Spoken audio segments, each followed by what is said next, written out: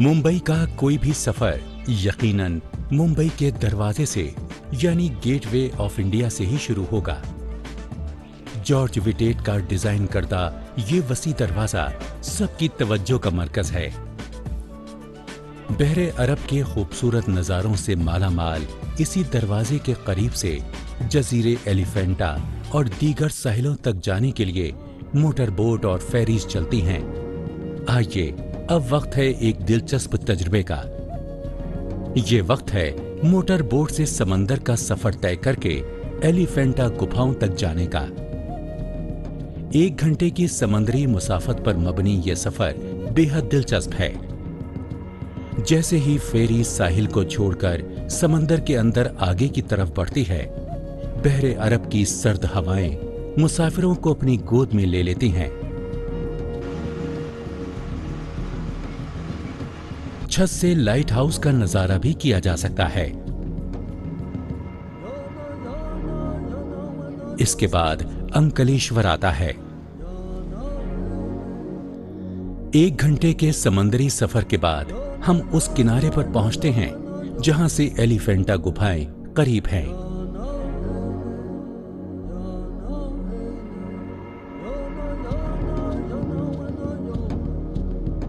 इस किनारे से गुफाओं तक जाने के 2 तरीके हैं। या तो हम पैदल ही चले जाएं, या फिर वो छोटी सी रेलगाड़ी ले लें जो मुसाफिरों को आधे रास्ते तक पहुंचाती है।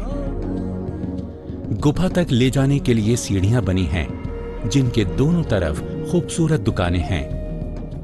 इन दुकानों पर सीपी का सामान खूब बिकता है। यहाँ पर रंग बिरंगी तरह तरह की टोपियां भी मिलती हैं। दोनों तरफ की ये रंग बिरंगी दुकानें इस मुकाम की खूबसूरती में जैसे 4 चांद लगाती हैं। हिंदुस्तान भर में सबसे ज्यादा गुफा मंदिर महाराष्ट्र में ही हैं। इनकी तादाद हिंदुस्तान भर के गुफा मंदिरों के 80% तक है, जिनमें एलिफेंटा गुफा भी शामिल है। पहाड़ों को काटकर ये गुफाएं 7वीं सदी में तामीर हुई थीं।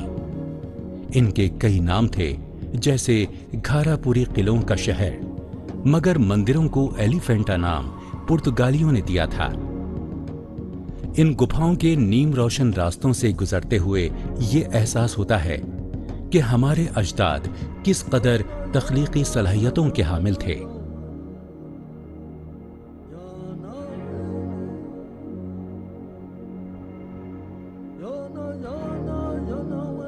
इन गुफाओं में दिलकश नक्काशी 1400 साल पहले चाणक्य के राजाओं की सरपरस्ती में की गई थी। इन गुफाओं को इनकी नक्काशी की बुनियाद पर 3 हिस्सों में तकसीम किया जा सकता है। यहाँ ज्यादातर हिंदुस्तानी देवमाला और उस दौर के समाज की तस्वीर कशी की गई है।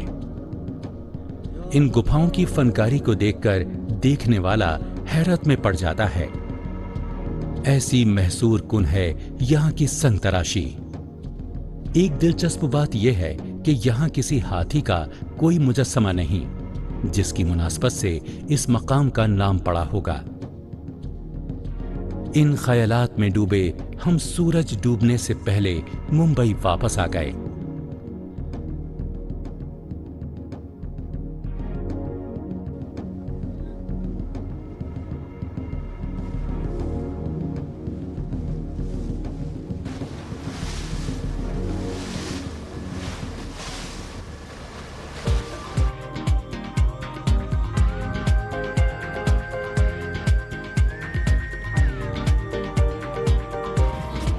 मुंबई शहर पर अंग्रेजी राज के लातादाद असरात आज तक बाकी हैं। बहुत सी इमारतों में अंग्रेजी फने तामीर की झलक है, तो कई इमारतें हिंद आर्याई और ईरानी तर्ज तामीर का संगम हैं। इसे अंग्रेजी में इंडो सार्सेनिक स्टाइल कहते हैं। इस तर्ज तामीर की नुमायां खुसूसियात में गुंबद, मेहराबें, रंगीन शीशे, कलीसाओं जैसे मीनार शामिल हैं। ये सब चीजें प्रिंस ऑफ वेल्स म्यूजियम में देखी जा सकती हैं। यहाँ इमारत के अंदर विक्टोरियन असरात दिखाई देते हैं, तो बाहर हिंदुस्तानी असरात साफ तौर पर नुमायां हैं।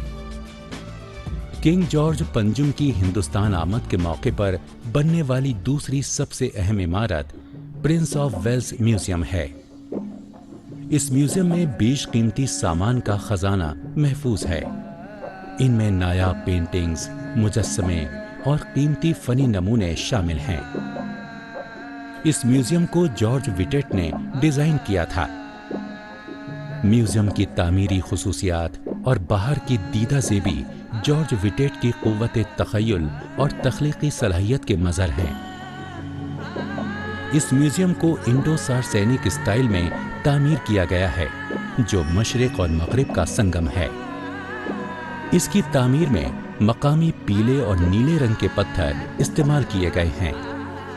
इस इमारत के गुंबद बीजापुरी तर्ज के हैं।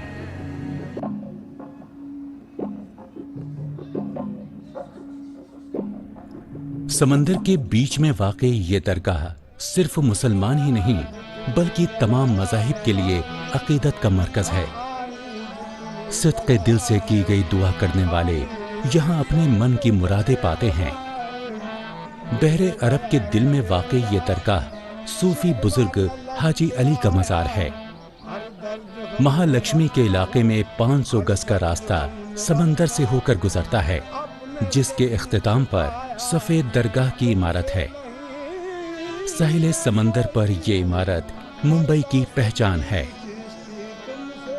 माना जाता है कि हाजी अली एक दौलतमंद ताजिर थे, जिन्होंने हज करने के बाद मालो दौलत से किनारा कशी इख्तियार कर ली।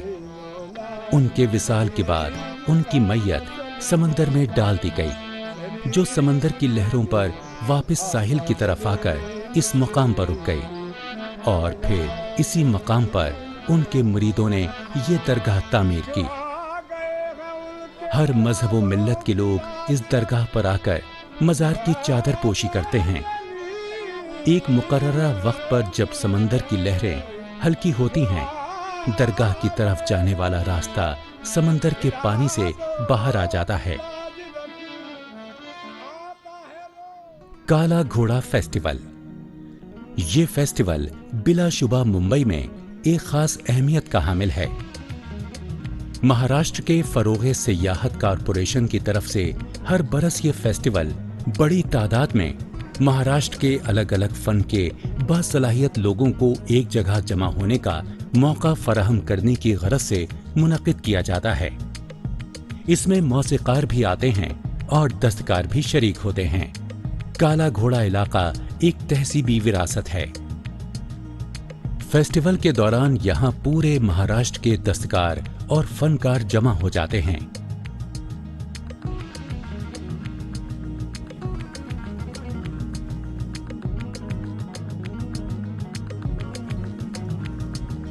औरंगाबाद से आए हुए नट अपने करतबों से सबका दिल बहलाते हैं।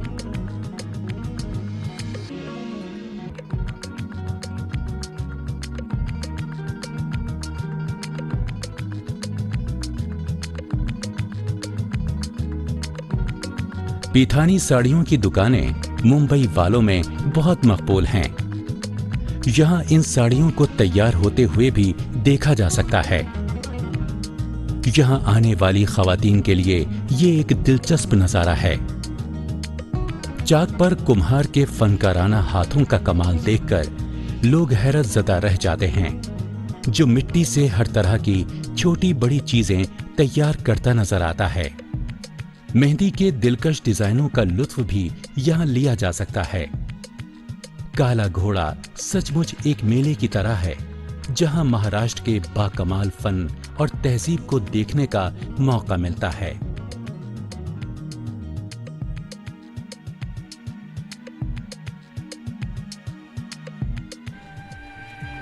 गेटवे ऑफ इंडिया के बिल्कुल सामने एक और विक्टोरियन तर्ज की शानदार इमारत है। ये ताजमहल होटल है। ये तारीखी इमारत, जिसमें एक आरामदेह होटल है, सन 1903 में जमशेदजी टाटा ने तामीर करवाई थी। सन 2011 में बहुत बड़ी आतिशज़दगी के बाद इमारत की मरम्मत की गई थी। 18वीं-19वीं सदी में मुंबई में बरतानवी तर्ज की इमारतें तामीर की गईं। गॉथिक तर्ज तामीर और यूरोप में नए उभरते हुए तर्ज तामीर को मिलाकर उस वक्त के हिंदुस्तानी मेमारों ने एक नए तर्ज की बुनियाद डाली, जो बॉम्बे गॉथिक तर्ज तामीर के नाम से मशहूर हुई। मुंबई की बल्दिया का सदर दफ्तर गॉथिक आर्किटेक्चर की एक उम्दा मिसाल है। इस तरह के तर्ज तामीर की दूसरी इमारतों के मुकाबले 255 फीट बुलंद मीनारों वाली ये इमारत सबसे दिलफरेब है। एशिया की पहली रेलगाड़ी 6 अप्रैल 1853 को बोरी बंदर स्टेशन से चली थी। ये तारीखी स्टेशन अब विक्टोरिया टर्मिनस के तौर पर जाना जाता है। विक्टोरिया टर्मिनस का नाम छत्रपति शिवाजी टर्मिनस भी है। ये अब सेंट्रल रेलवे का सदर मकाम भी है। विक्टोरिया टर्मिनस की इमारत अपने आप में बेहद तारीखी और खूबसूरत है। इस स्टेशन पर 14 प्लेटफॉर्म हैं।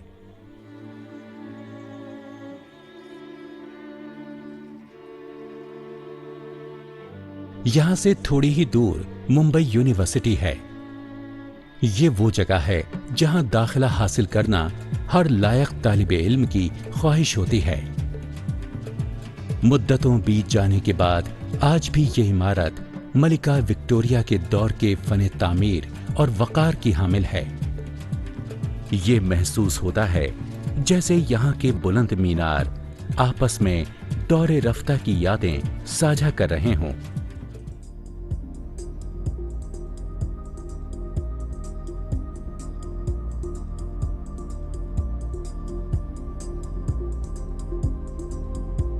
इसके हरे भरे चमन में फ्लोरा फव्वारा लगा है। फव्वारे पर बना मुजस्समा यूनानी बहार की देवी की अलामत है। 1869 में इसकी तामीर हुई थी। अपने दौर के मुंबई के गवर्नर सर बार्टल फ्रेयर की यादगार के तौर पर यह फव्वारा बना था। मुंबई हाई कोर्ट की इमारत 1 सदी पुरानी है। इसका तर्ज तामीर आर्ट डेको स्टाइल कहलाता है, जिसकी इमारतें बहुत हवादार होती हैं।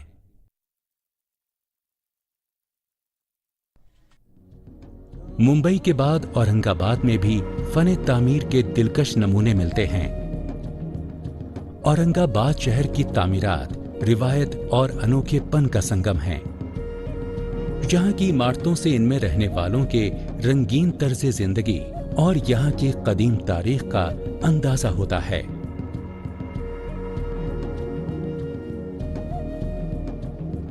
औरंगजेब का मजार बादशाह की वसीयत के मुताबिक बगैर छत के खुले आसमान के नीचे बने इस मजार पर किसी तरह की आराइश नहीं है। संगे मरमर की जालीदार 4 दीवारी वाला ये मकबरा सन 1707 में बादशाह के इंतकाल के बाद तामीर हुआ था।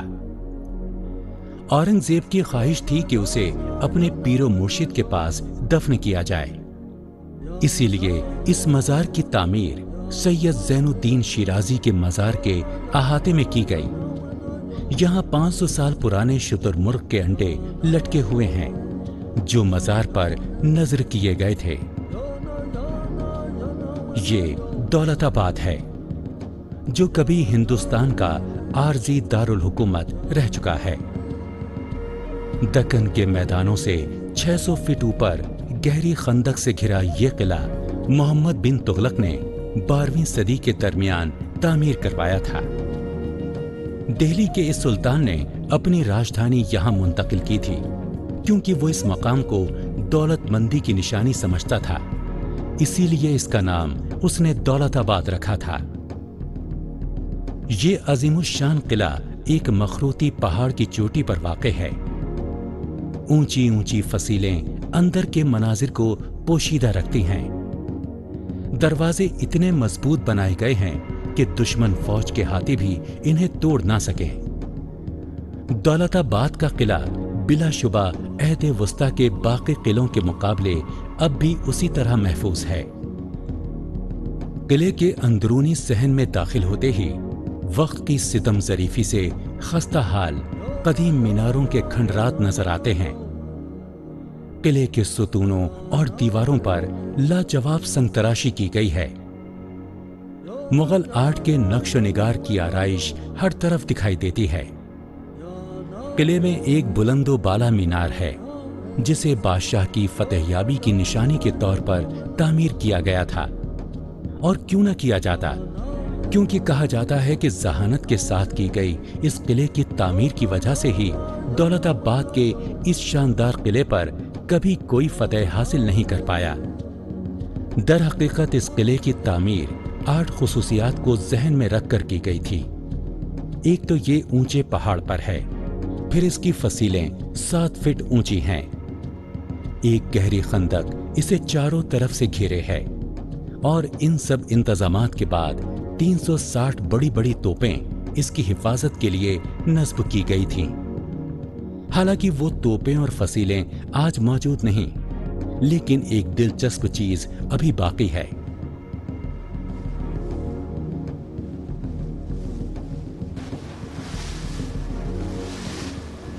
एक अंधेरी खुफिया सुरंग। एक तजुर्बेकार गाइड किले की तारीख की दास्तानें सुनाता हुआ इस सुरंग में ले जाता है, क्योंकि उसे सुरंग के मोड़ों और घुमावों का अंदाजा है। सुरंग के दहाने पर एक मशाल जला ली जाती है ताकि रास्ता नजर आता रहे। हर दर्द हमने अपने से भी छुपाया, तुमसे नहीं है कोई पर्दा सली। धड़कते दिल और सनसनी के साथ ये सफर शुरू होता है।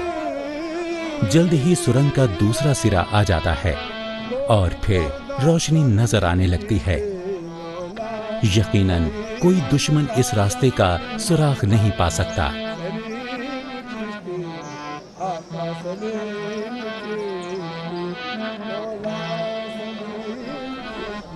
सफर आगे बढ़ता है और हम शहर के सबसे कदीम मकाम तक पहुंच जाते हैं। शहर के चारों तरफ फैले पहाड़ों को काटकर गुफाएं बनाई गई हैं। ये 10 बौद्ध गार लाजवाब हैं और 6वीं और 7वीं सदी की कारीगरी का बेहतरीन नमूना है। मगरिबी और मशरकी हिस्सों में बने इन गारों का बड़ा हिस्सा विहार यानी खानकाहें हैं, जहां बैठकर बौद्ध भिक्षु गौतम बुद्ध की तालीमात हासिल किया करते थे और ज्ञान ध्यान में मसरूफ रहते थे। इन गारों में से सबसे कदीम चौथा गार है जिसे हिनायाना चैत्य कहते हैं, यानी गौतम बुद्ध जी की दरगाह। अब सिर्फ गार का कुछ हिस्सा ही बाकी रह गया है, मगर फिर भी इसकी मेहराबदार छत और इसके सामने बना स्तूप उस अहद की दस्तकारी का आला नमूना है। इन गारों के नक्शो निगार और तर्ज तामीर में तांत्रिक फिरके के असरात दिखाई देते हैं।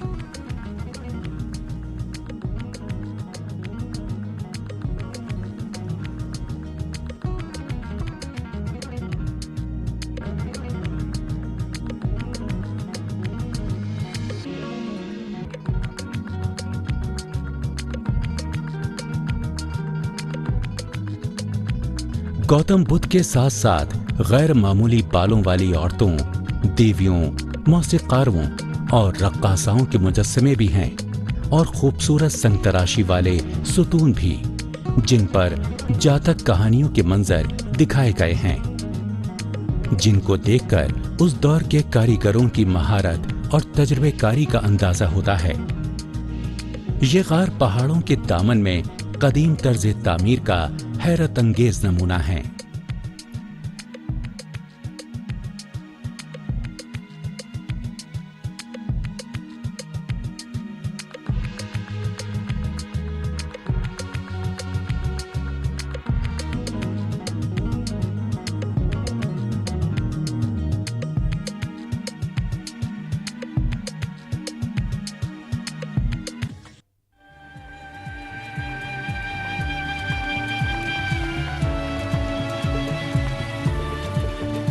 शहर की गहमा गहमी के दरमियान पंचक्की है, जो 1695 में औरंगाबाद के मेमार मालिक अंबर ने तामीर करवाई थी। ये पंचक्की अहद वस्ता की इंजीनियरिंग का शाहकार है। हजरत बाबा शाह मुसाफिर नाम के एक सूफी बुजुर्ग की याद में तामीर इस चक्की में मुसाफिरों के खाने के लिए अनाज पीसा जाता था। पनचक्की को चलाने के लिए शहर के शुमाल में 6 किलोमीटर दूर से मिट्टी के पाइपों के जरिए पानी चक्की के तालाब तक लाया जाता था। तालाब के जुनूबी किनारे पर बरगद का घना दरख्त है। ये घने साए में पानी को ठंडा रखने के अलावा पूरे माहौल को दिलकश और खुशगवार बना देता है। तालाब में तरह तरह की मछलियां सयाहों की दिलचस्पी का सामान फराहम करती हैं। बिना किसी आराइश की दीवारों वाली ये पनचक्की वाकई उस अहद की टेक्नोलॉजी का दिलचस्प नमूना है। औरंगाबाद से 5 किलोमीटर दूर वाक़े ये तारीखी इमारत जुनूबी हिंदुस्तान का ताजमहल कहलाती है। बादशाह औरंगजेब की पहली बीवी राबिया-उद-दुर्रानी का ये मकबरा बीबी के मकबरे के नाम से मशहूर है। औरंगजेब ने इसकी तामीर 1679 में करवाई थी। मकबरे के दरवाजे का फने तामीर मुगल दौर के मेमारों की सनतकारी का आईनादार है। दरवाजे की दीवारों और छत पर बने नक्श निगार और फूल इस इमारत की शान को दोबाला करते हैं। फूलों और बेलों की पच्चीकारी का काम फनकारी का बेमिसाल नमूना है। दरवाजे से मरकजी इमारत का मंजर दम बखुद कर देने वाला है। ये इमारत हूबहू ताजमहल लगती है।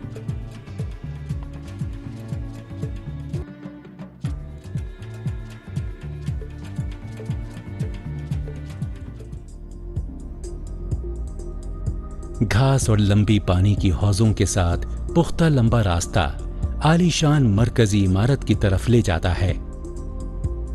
खूबसूरत गुंबद वाली संगे मरमर से बनी ये इमारत ईरानी मेमार उस्ताद अताउल्लाह ने तामीर की थी। मेहराबों वाले ऊंचे चबूतरे पर बनी शानदार इमारत के चारों कोनों पर मीनार मुहाफिजों की तरह खड़े हैं। मकबरे की आराइश संगे मरमर की नाजुक जाली के काम से की गई है।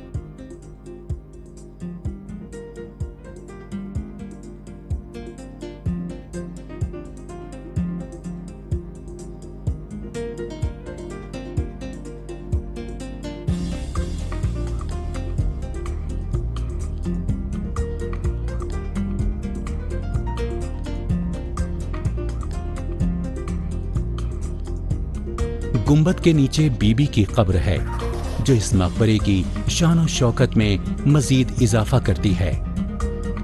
यहां आने वाले सयाह इस कब्र पर जरूर आते हैं। महाराष्ट्र के ये तारीखी अजूबे, ये इमारतें देखने और संभाल कर रखने के लायक हैं। हम सब हिंदुस्तानियों को अपनी ये विरासत मुस्तकबिल के लिए महफूज करनी चाहिए।